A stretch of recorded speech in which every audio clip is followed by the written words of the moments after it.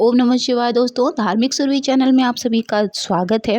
आज सफला एकादशी है, जहां पर हम विधि विधान से नियमों का पालन करते हुए यदि श्री हरि की सेवा पूजा करते हैं बिना किसी फल की इच्छा रखते हुए, तो भी श्री हरि अपनी कृपा हमारे ऊपर हमेशा बरसाते हैं। क्योंकि कहा जाता है कि पक्षियों में जो है वो गरुड़, नदियों में गंगा नदी, प्राणियों में मनुष्य, तीर्थों में काशी और व्रतों में एकादशी बहुत महत्वपूर्ण स्थान रखती है। एकादशी जो है वो व्रतों में सर्वोपरि है। इसलिए जब भी हम एकादशी का व्रत आता है, अगर आप व्रत करते हैं तो अति उत्तम, व्रत नहीं भी करते हैं तो कुछ खास नियमों का जब आप पालन करते हैं तो भी श्री हरि की कृपा मिलती है। क्योंकि तब हम जब व्रत नहीं करते तो निष्काम भावना से श्री हरि की पूजा करते हैं। तो एकादशी के दिन सबसे पहले आपको तुलसी पूजन करना चाहिए। कहा जाता है कि एकादशी के दिन तुलसी जी को जल ना दें, आप उनकी सिर्फ पूजन कर लें, उनको धूप बत्ती दिखा दें, दीपदान कर दें।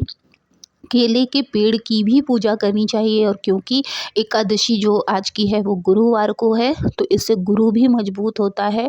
और कहते हैं ना कि डबल प्रॉफिट है, श्री हरि का दिन भी है और एकादशी भी है, तो केले के पेड़ की भी पूजा आप अवश्य करें। उसके बाद सबसे पहले हमारे प्रथम पूजनीय भगवान यानी कि श्री गणेश को स्नान कराने के बाद उनको भी पूजा अच्छे से कर लें। इनको भी स्नान ध्यान कराने के बाद वस्त्र धारण करा दें, तिलक कर दें, आरती कर दें। फिर उसके बाद आप अपनी मूल पूजा शुरू करें। एकादशी सर्वोपरि इसलिए भी है क्योंकि इसके नियम जो हैं वो थोड़े से कठिन ज़रूर हैं। अगर हम इसको ध्यान में रखते हुए पूजा पाठ करते हैं तो आपकी जो पूजा है वो भी सफल होती है। साथ ही जाने अनजाने से लेकर जानबूझकर भी किए हुए पाप जो हैं उससे हम मुक्त हो जाते हैं।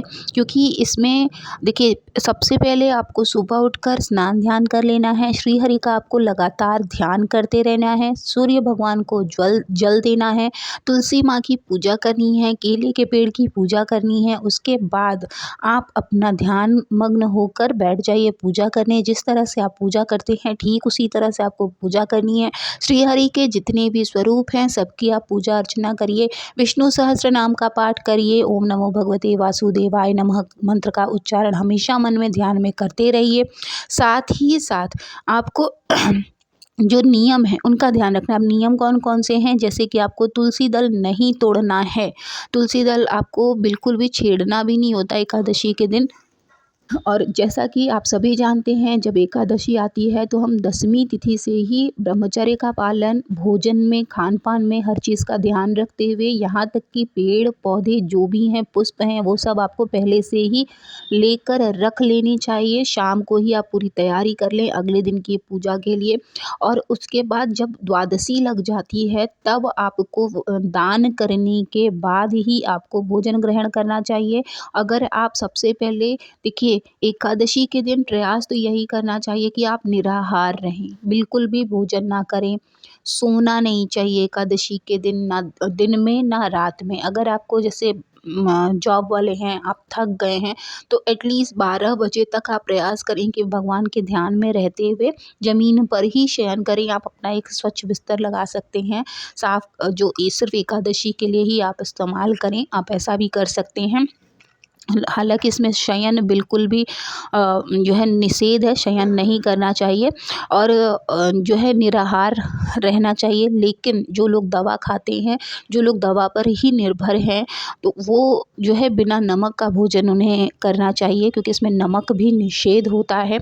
और जब आप व्रत खोलें तो आप सबसे पहले दान करेंगे। दान करने के बाद आप तुलसी दल मुँह में डालेंगे। और कभी भी तामसिक भोजन से जो है आपको भोजन नहीं ग्रहण करना है कि आप लहसुन प्याज वाला चीज़ें आपको नहीं खानी है। दशमी तिथि से ही चावल आपके घर में निषेध होना चाहिए। अक्षत के रूप में भी हम श्री हरि को चावल नहीं समर्पित करते हैं, इस बात का आप ध्यान रखें। आपको अनाज अगर दान में देना है तो आप गेहूं का दान दे सकते हैं, आटे का दान दे सकते हैं। मसूर की दाल भी इसमें निषेध होती है। मांस मदिरा आप सभी जानते हैं नहीं खाया जाता है इसमें। और क्रोध और वाणी दोनों पर आपको संयम रखना होता है। कुछ चीज़ों का ध्यान रखते हुए जब आप एकादशी का व्रत करते हैं तो आपका व्रत ज़रूर संपूर्ण होता है। इसी के साथ साथ अगर आप व्रत नहीं भी करते हैं तो एकादशी के दिन घर में आप इन नियमों का पालन ज़रूर करें कि आप तामसिक भोजन ना करें, चावल ना ग्रहण करें, किसी चीज़ को आप नुकसान ना पहुँचाएं, चाहे वो सूक्ष्म जीव हों या पौधे हों। घर में पूजा करने के बाद आरती करें, आरती करने के बाद हवन ज़रूर करें। शाम को भी आप तुलसी में दीपदान ज़रूर करें। केले के पेड़ की भी पूजा करें। ऐसा करने से श्री हरि की कृपा हमेशा आप सभी के ऊपर बरसती रहती है। साथ ही बैकुंठ धाम में भी स्थान मिलता है। तो जाने अनजाने जो भी गलतियाँ होती हैं एकादशी उन सब चीज़ों को माफ़ कर देती है। इसलिए बहुत ज़रूरी है कि हम एकादशी के नियमों का पालन अवश्य करें। साथ ही साथ जितना ज़्यादा आप ध्यानमग्न होंगे, भगवान के स्मरण करेंगे, उनके भजन को सुनेंगे, उतना ही अधिक आपको लाभ मिलेगा। मन भी शांत होगा, साथ ही घर में सकारात्मक ऊर्जा आएगी। तो आई होप कि आप सभी के लिए एकादशी व्रत बहुत ही फलदायी हो। श्री हरि की कृपा आप सभी के घर में हमेशा बरसती रहे। इसी उम्मीद के साथ मिलेंगे नेक्स्ट वीडियो में। तब तक के लिए महादेव की कृपा आप सभी के ऊपर बरसती रहे। ओम नमः शिवाय। जय माता दी।